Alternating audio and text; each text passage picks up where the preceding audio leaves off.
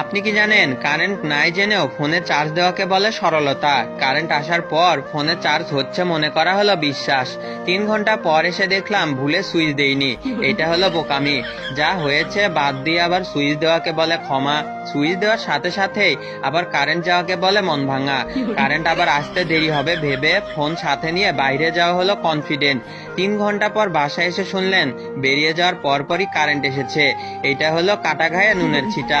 আবার তাড়াঘড়ি করে চার্জে লাগানোর সাথেই কারেন্ট যাওয়াকে বলে ছ্যাঁকা।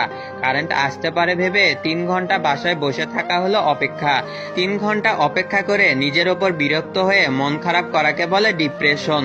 মোড়ে কারেন্ট আছে, ওখানে চার্জ দেওয়া যাবে ভেবে বাসায় থেকে বেরিয়ে যাওয়া হলো বিকল্প ব্যবস্থা। মরে যাওয়ার অর্ধেক রাস্তায় গিয়ে বুঝলেন কারেন্ট আসছে, একে বলে প্রাক্তন ফিরে আসা। বাসায় যাবেন কিনা মরে যাবেন, এটা চিন্তা করা হলো কনফিউশন।